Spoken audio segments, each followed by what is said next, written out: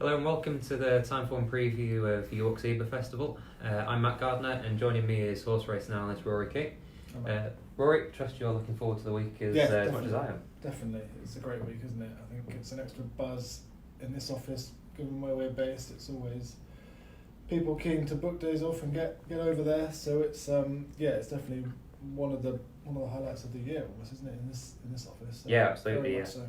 Yeah, and there's quality racing throughout the week as well, isn't there? Kicking off obviously with probably the main race of the weekend, potentially one of the races of the year in the Juddmonte International, Crystal Ocean, King of Comedy, Japan. You know, it doesn't get much better than that, does it? No, it's very good, isn't it? It's going to be a very good race, and it's often a major clash of the generations, and that's very much what it is. Again, it's a sort of typical Sir Michael Stout progressive older horse against 2 3-year-olds who have come almost, not completely, but almost from left field this season. And that maybe 2 months ago, I don't think either of them were really considered as potential Group 1 horses, certainly over this trip anyway. And now they both are bona fide Group 1 horses, aren't they? I think you know your point about. I mean, obviously they're like, you know, Japan was, in theory, Ballador's he was one of the main horses, wasn't he, over the winter, potentially one of their main Derby hopes. But like you say, it didn't quite work out for him. Sort of really lit the fire again at Ascot, didn't he? Yeah, I think he had a setback in the spring, didn't he? And that was that. I think that held him back more than perhaps most horses, because he was such a backward horse to start with. He did it quite remarkable actually as a 2-year-old. He had 3 runs and they were all within a month. They were all in September, and he went from finishing I think 7th on debut to then winning a maiden and then winning a Group 2 soon after, all in the space of a month. I think that just shows how quickly he was progressing. Yep. But he was still a backwards 2-year-old going into the spring and into the classics. He was going to need more experience, and I think it was a bit of a rush to get him to York, and then he was still probably on the back foot in the Derby and ran really, really well considering. Yeah, he did, yeah, absolutely. And has taken his form on further since then. And I think you get the impression from the way he's been campaigned, and perhaps more specifically the way he's been entered, that he is very much their, probably not just their main 3-year-old, but their main middle distance horse of any generation. I think I'd go with that. I mean, I know certainly after Ascot, he struck me as potentially the best of the 3-year-olds. It was so impressive that day. You were saying just before we started how impressed you were with his sort of finishing burst. Yeah. And obviously he's gone and backed that up in France. It was a pretty weak race, really, wasn't it? That he won, didn't need to be at his best, but again he did it decisively. And I think, you know, he's more than earned his crack at Crystal Ocean and the like, hasn't he? I think the one of the really interesting things about him is that you were thinking after the Derby and the way he won the King Edward, really seeing out a 1.5 miles well, that he looked all over a ledger horse, didn't he? And he's got plenty of stamina in his pedigree, and you're thinking he's going to be that obvious ledger horse. But he didn't even get a great voltage at entry, which is interesting. It shows that maybe they haven't been thinking about the ledger at all, and he is the anti-post ledger favourite. But you get the impression that he is their main middle distance horse for the Arc, and that is the way they're going to campaign him. And often the way Ballador horses are campaigned in the autumn is that the Arc is almost a bit of an afterthought for many of them. And I think the last 2 ledger winners have gone on to run in the Arc just 2 weeks after, and it's clearly not an ideal preparation. Yeah, absolutely. And I may well be wrong. He obviously does still have the option of the ledger, but I suspect that given they're dropping him back to 10 furlongs, that would be a strange ledger prep, really. And he is their one main hope of beating an Able. If Magical can't do it this week, obviously, then he is the one that I think they're putting all the weight behind to have a good go at her in the Arc.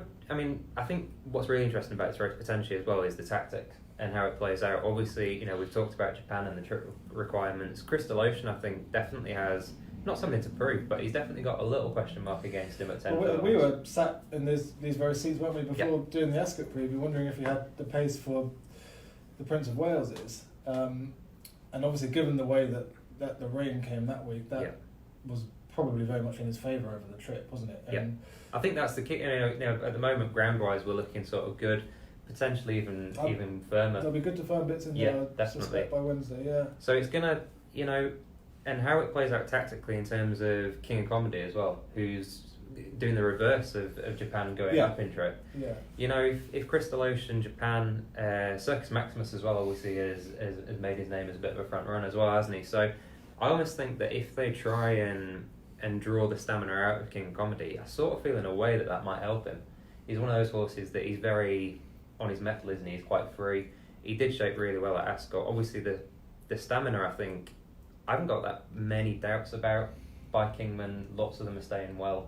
Yeah. The stamina on the dam side as well. Yeah, definitely. The half sisters, Star of Seville. Star of Seville, yeah. Sort of proper 10 furlong horse. Yeah, absolutely. I think the bigger question mark against King of Comedy for me is whether his temperament holds. Yeah. There is still that doubt, isn't there? There is. Sort of hung a little bit at Ascot.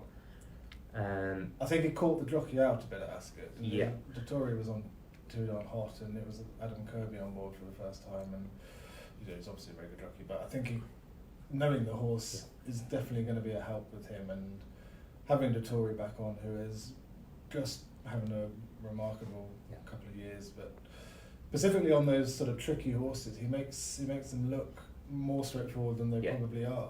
I think Coronet in France yesterday was a good example. He just knows how to ride them and how to get the best of them. And it seems quite almost strange for a horse who's been to Royal Ascot and coped with that better than he had done on his previous run at Sandown. But York can be a different ball game on top of, almost even on top of Royal Ascot, for horses that have that. We've seen it with Batash. No, he hasn't managed to win at Royal Ascot, but he's done even worse at York. He's completely balls over at York, hasn't he? There's that long walk from the stables across, and that's something else that King of Comedy is going to have to prove. But I think probably less of a concern. He seemed to be growing up slightly in that regard at Ascot, and I think probably going back left-handed may well help him. I mean, obviously he won at Sandown before that, which is right-handed as well, but going left-handed might help him. But the trip angle is fascinating. Yeah. And it's funny. It's almost a strange thing, given that he's won a Group 1 and only just touched off another one. Circus Maximus is, you strongly suspect, going to be asked to set a good pace, isn't he? I would have thought so. Going back to what I was saying about Japan being, I think, very much their number one horse, they're not going to want it to be a dawdle for him at all, are they? No. I think that's going to be the way, and I mean that's going to suit Crystal Ocean. That's going to suit Crystal Ocean and King of Comedy. Yeah, I think it is a really sort of interesting tactical conundrum. And who's going to come out best in that? So I mean, for me, it's a cracking race. I probably will side with King of Comedy. I think if they can keep a lid on him, I think he will stay. I don't think we've seen the best of him by any means, so I think he'd be the one for me. I think Crystal Ocean is a little bit short. I think that's the starting point from me looking at the race. Sort of 6 to 5, isn't he? Thereabouts at the moment. He is a Group 1 horse. We know that. There's no doubt in that. But is he a Group 1 horse over 10 furlongs on fastish ground? That's my doubt. Yeah. Now, having said that, I think the one that I am interested in most is Japan, and he has even more to prove with regards to the trip. Yeah. But the way he won the King Edward, it's funny how you can sometimes get thoughts in your head of races, and then you go back and watch it, and actually things pan out quite a lot differently to how you remember. And I had it in my head that he'd outstayed them off a strong pace at Ascot, but actually you watch it again, and they did go a good pace, but he was tracked very wide and then more kind of tucked in a little bit around or before the home turn, sort of 3 furlongs out, just so that he wasn't going 5 or 6 horses wide.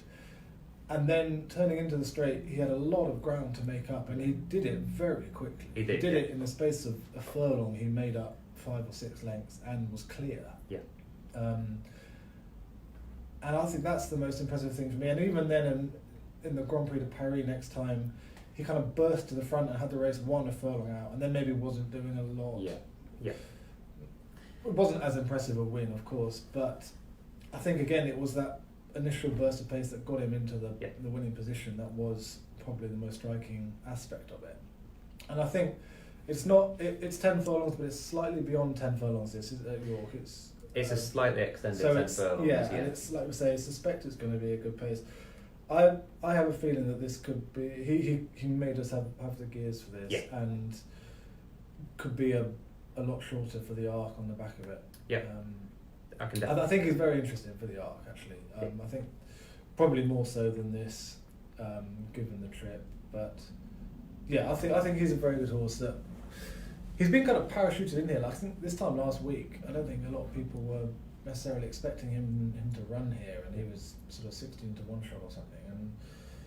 And I think he's going to come even more onto the reckoning until Wednesday afternoon. So yeah, but it is, like I say, it's a very good race, and it's the third race of the meeting, and it's probably the best, isn't it? Probably the best, absolutely, yeah. So also on Wednesday we've got the Great Voltigeur, which we've mentioned the St Ledger. This is one of the main St Ledger trials, isn't it? Relatively small field. Constantinople, Logician, you suspect are going to be the two main players. Logician's a really exciting horse, isn't he? He's been very impressive, 3 from 3, and with plenty more to come. Yeah. He's a horse that I think we've taken quite a high view of from early on. I mean that debut win at Newbury in what looked a very deep maiden at the time has very much worked out that way, and that was a striking performance. And he perhaps wasn't quite so convincing next time at Newmarket in a steadily run race, but going back to Newbury and back, and he went up and tripped, didn't he? And those two wins, the two Newbury wins, so he's won all 3, but the two Newbury wins have both been in very good times. They have, absolutely. I think that adds to the excitement of what the horse could do, because he hasn't even looked particularly stretched in either of them. No, not by any means. So, and it seems odd in a way that a horse who's, I think he's only got a BHA mark of 101. 101 he is, yeah. So he's Antipast's favourite for the Vault. Well, he's favourite for the Voltigeur now after declarations, which in a normal year you'd think it would require a horse rated a lot higher than that. But that is in a measure of the 3-year-old scene this year, isn't it? Over middle distance staying trips. The St Ledger picture is very, very murky. It's mixed, isn't it, at the moment? Definitely. I was saying a minute ago, Japan is still the Ledger favourite, and I'd be surprised were he to run in it. Then you've got Logician, who I think has now been backed into second favourite, and he's won 3 races, the last of which was a handicap off 90. The two horses who were first and second in the Gordon Stakes at Goodwood are both running here, aren't they? Neof Road and Constantinople. Yeah. And ordinarily, the horses, or the principals from the Gordon Stakes coming onto the Voltigeur would be probably first and second favourite. I think they would be, wouldn't you? So, initially, I didn't think that the Gordon Stakes was worth very much at all, but the early signs are actually that maybe slightly better than I first thought. I think there have been 2 horses come out of the race, one of which was Technician, who won the Geoffrey Freer at Newbury on Saturday, beating the older horses, and the other one was the Jessica Harrington horse called Leo de Fury, I think it's called, who was only just beaten in a Group 2 or Group 3 at the Curran. Group 3, I think, from memory, but I might be wrong. Yeah, so maybe the form is slightly better, but it just seemed at the time that they didn't go much of a pace. There were a lot of horses not covered by very far for most of the race. It seemed like it wasn't a definitive guide as to the middle distance horses who are going to be running in the Ledger.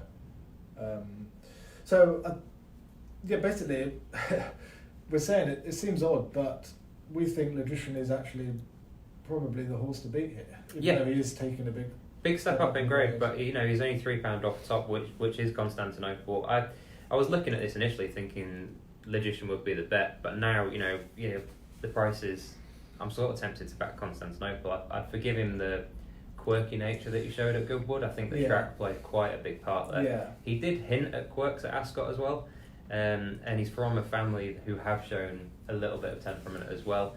I'd be tempted to give him another go, because I thought he looked very good at Ascot when he finished second that day. And for 9/10 of the race at Goodwood, he looked all over the winner, didn't he? Yeah. So it's actually quite surprising he managed to finish so close, given how how badly he did hang. Yeah, exactly. Obviously, a very different track at York compared to Goodwood. I'd be tempted to give him another go, but Logician is obviously very exciting. Yeah. We've got the Acomb Stakes as well for the 2-year-olds on Wednesday, a Group 3. This looks a really interesting renewal, doesn't it? It does. Lots of really exciting horses. Yeah, I think there are 10 runners, and I think 8 of them won a maiden or novice race last time, which shows how tricky it is to work out the form lines and which ones are going to be the best.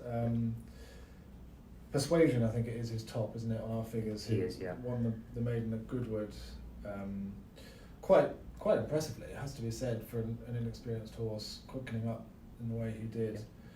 But hard not to be taken with him, but I'm not going to pretend that I'm going to tell people this one is definitely the best or that one's definitely the best. I think it's a really interesting race to learn more about these horses, but hard.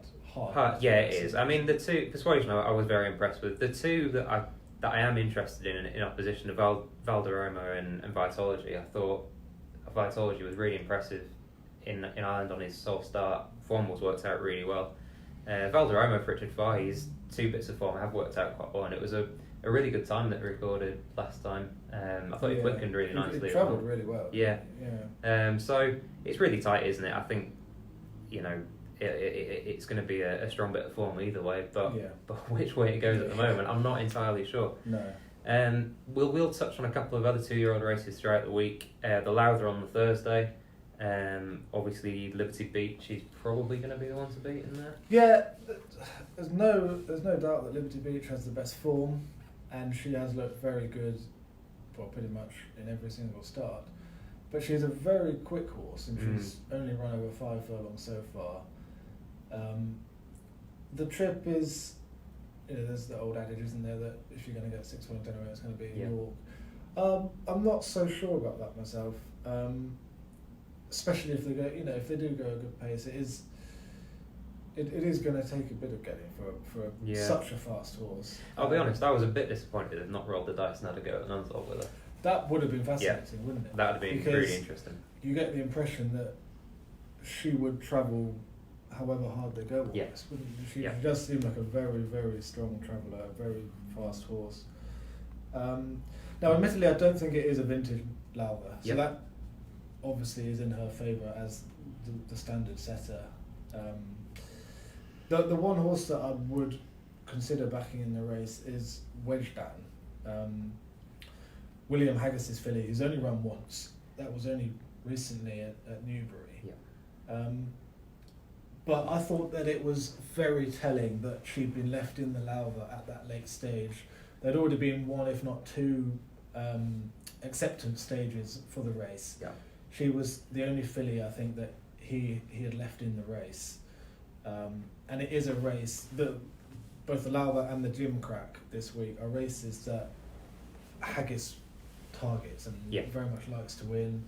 And we know he's a Yorkshireman, and he's won the Gimcrack a few times. He's won the Lowther a couple of times in the last 7 or 8 years, I think. So the fact that she'd been left in, she actually doesn't have a particularly standout pedigree. She's by Dabber Sim. I think her dam was a winner in Germany. Hard to tell exactly how good she was going to be on breeding, but the fact that she had been left in this race, I think, was very telling. And obviously, there's much more to it than that. The way she won at Newbury, I thought, was very striking. She had a lot of ground to make up, and she made it up quickly. That surge at the end was strong, wasn't it? It was really impressive. She only needed one tap of the whip to provide the impetus to get her there, and there was it looked like she was going to get there from some way out, didn't it? Which, from the position she came from, was quite striking, I thought. Now, it wasn't a really, really strong maiden, probably, but it was the impression she created, and she's now running in the top 2 in the rating, the side Liberty Beach and the James Tate horse Under the Stars.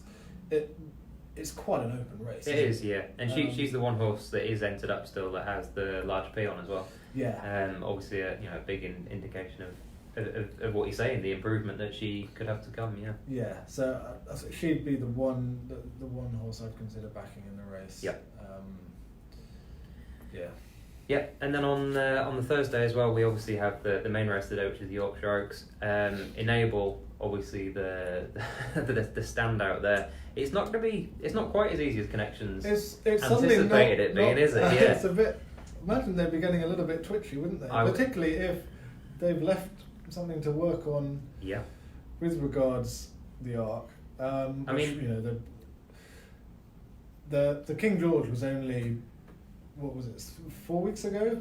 Yeah. Or 3.5 weeks just ago? less 3.5. Yeah. So, and given how tough a race it was, she must have had some downtime after. I mean, I have no idea what sort of schedule she has at home or anything, and I'm not going to be for 1 minute doubting Gardner's ability to get it right. Yeah. But you imagine that she would have had a little bit of downtime after I would have that, thought and so, yeah. You thought that she, after that, she had the option of the Yorkshire Oaks or the Juddmonte, and it was quite possible she would run in the Juddmonte, wasn't it? And then they came out and said they're going to run in the Yorkshire Oaks, and you thought, okay, she's going to have a bit of a coronation there, isn't she? Yeah.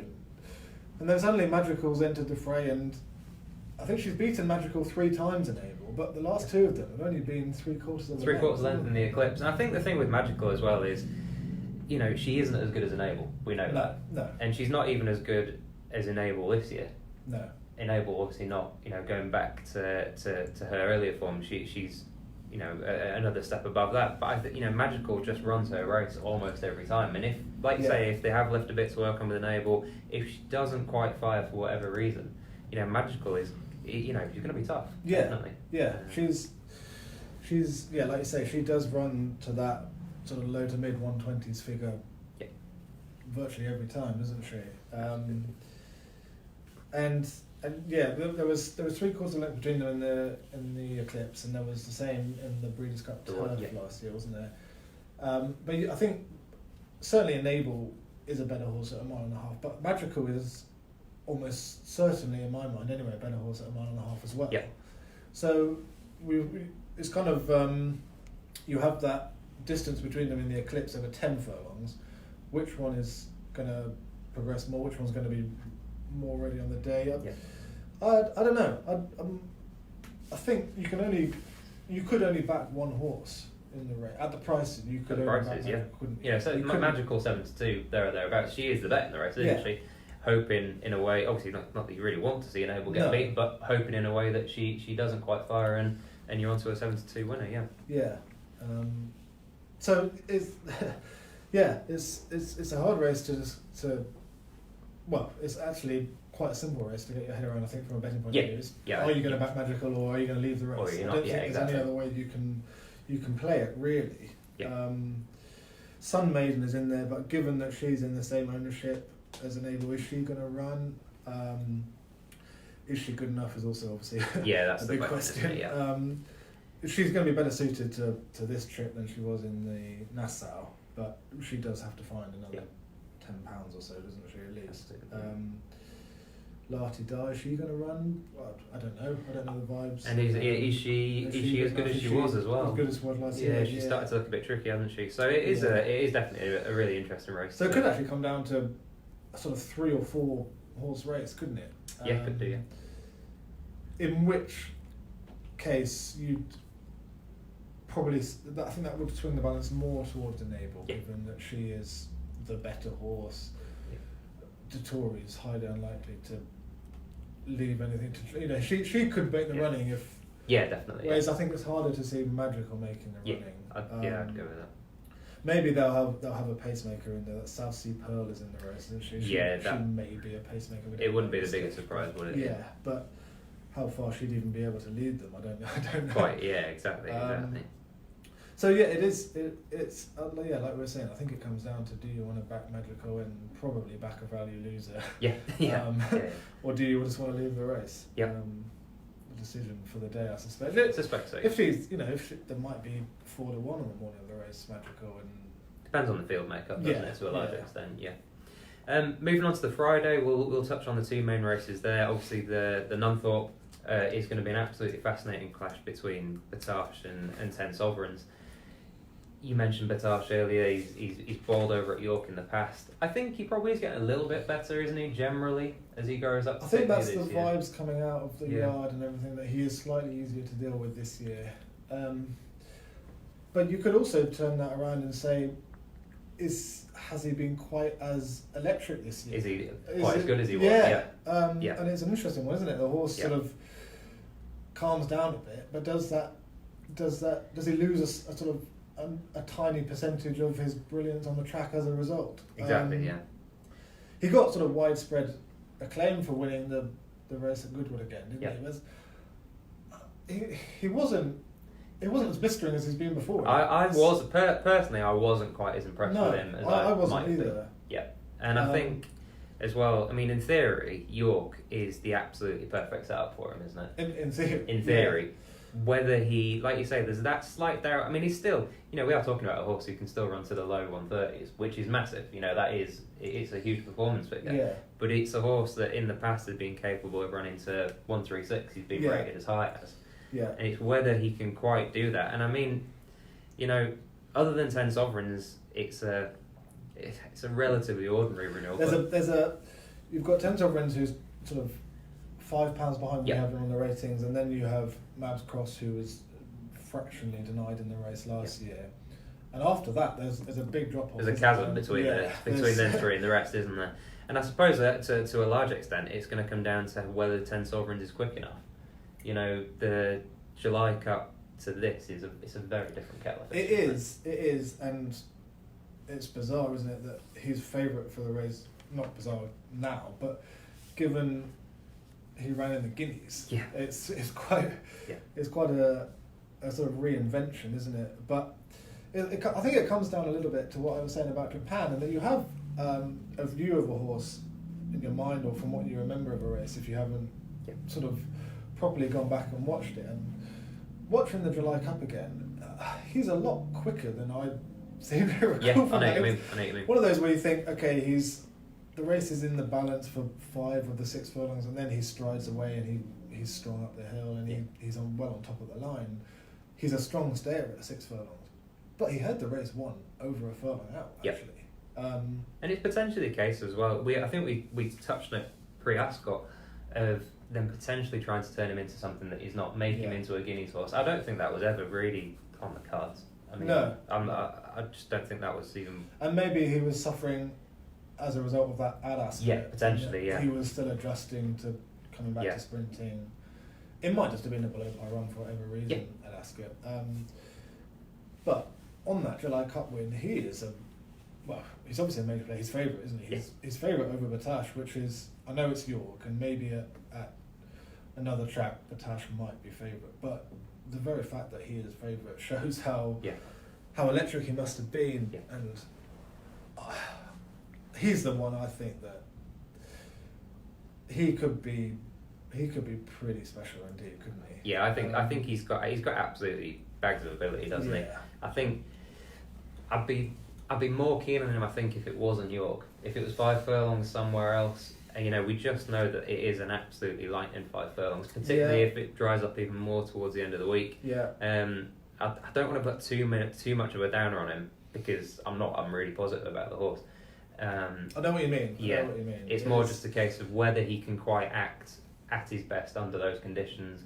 And I still got that thing of, it is, in theory, ideal for Batash. And I'm kind of waiting for him to produce that mid-130s performance at a track that really should suit him. Yeah, whatever has affected him at York before Batash, it's clearly not the layout of the track, is it? It's perhaps what they have to do before the race, and then walking across the Naze Bar and everything. And because, like you said, it was similar to Haydock on its reappearance. It's a very similar track, isn't it, York to Haydock? Yeah. And that Haydock does suit him really well.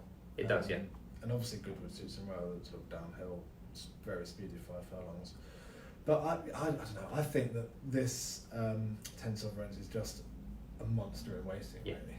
I can see that. I will go with that as well, to be honest. Yeah, And it's a shame because he's probably odds on to be retired at the end of the season. Yeah. And it's going to be a shame, really, isn't it? Because given the size of him, he's a horse that could sort of take the whole sprinting scene apart next year. He could boss as a 4-year-old. And as well, if they do retire him, then potentially we've only seen him for 3 months at his best. Yeah. Which is a bit of a shame. But yeah, I think it's a really interesting race. He would be a more valuable stallion proposition were he to win an Untitled, though, wouldn't he? Oh, definitely, So definitely. The speed to win over 5 and 6 furlong Group 1s, and he actually didn't run badly in the Guineas, did he? For a horse who was clearly a sprinter, he did not run badly at all in the Guineas. So he could be a very valuable sire, couldn't he? Yeah. So I imagine he will be retired at the end of the year, and that is going to be a shame. But hopefully he can make his mark on the scene before then, and good opportunity, I think, on Friday for him to mark himself down as the premier sprinter. Yep. Also on Friday, we should touch very, very quickly on the Lonsdale Cup. Obviously, Stradivarius is the main attraction. Yeah.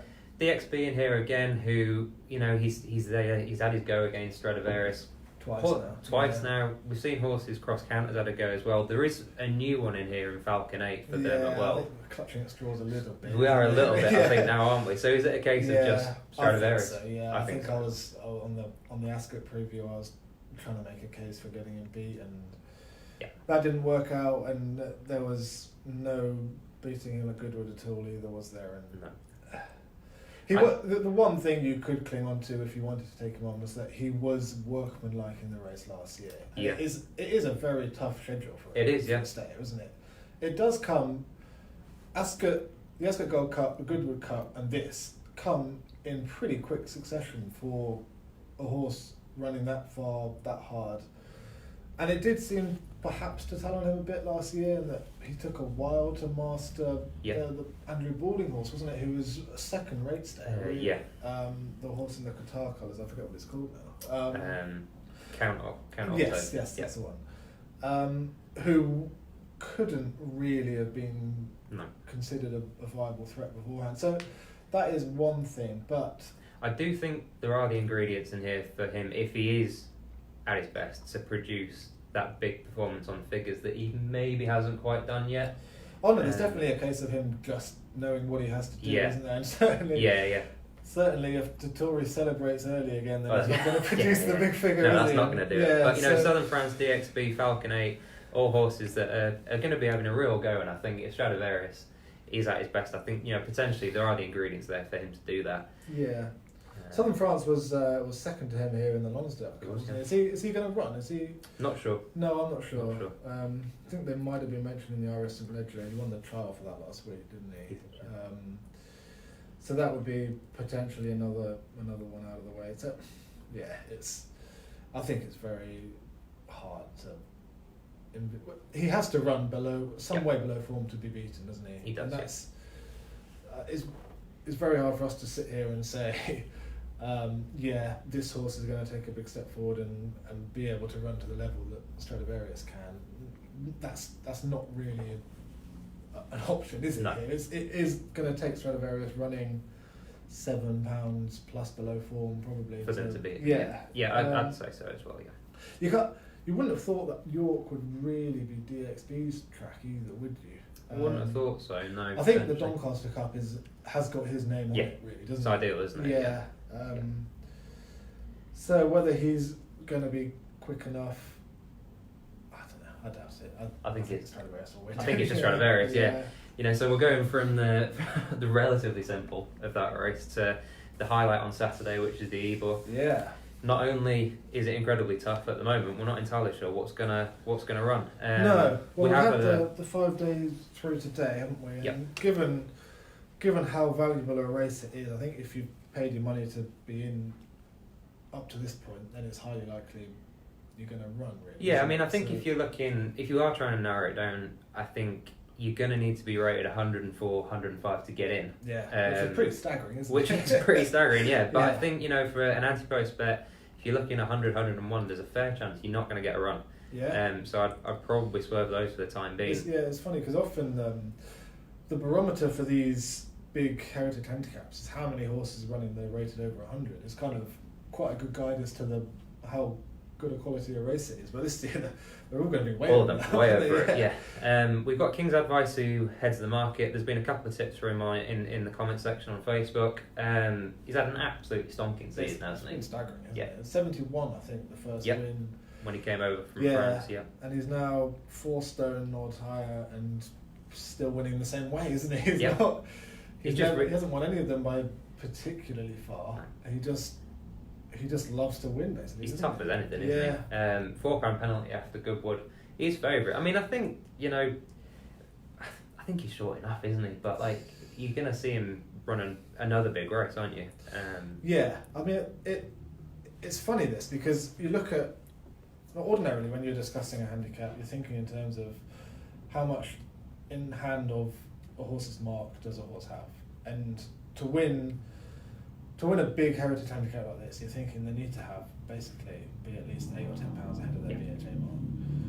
Can King's Advice be that far ahead of his BHA mark? Probably not. Are you going to have to be that far ahead of your mark in this race though? That is another question, isn't it? Because it is such a condensed handicap, and there are horses running off such high marks. It's not a regular. It's not a regular handicap. It's hard from such a narrow weight range. It is basically, in effect, sort of a listed or Group 3 race. It's probably even higher than that. Probably is. Yeah. With a bit of weight given away here and there. I'd be lying if I said I had a strong view on the race. What about you? You've got form here. I've got you put out the winner last year. Yeah, Montar last year. It was a rare success in this race for me, to be honest. Defer straight over to you now. The two, well, if it's not going to, if it had a looked like coming up sort of softish ground, I think Royal Line is still a really interesting horse. I'd rule him out on quicker ground. The two that I'm most interested in are Ben Veracki for John Gosden and Baghdad. Baghdad's a horse that I've had history with. I've been a supporter of him for quite a while. He's not done it in pattern races, smaller fields the last twice. I just don't think... He's got a really record on handicaps, though, hasn't he? I don't think those pattern races are going to be his bag. Back in a big field, I think this is absolutely ideal for him. Ben Veracki ran an absolute belter at Royal Ascot on his reappearance after a break.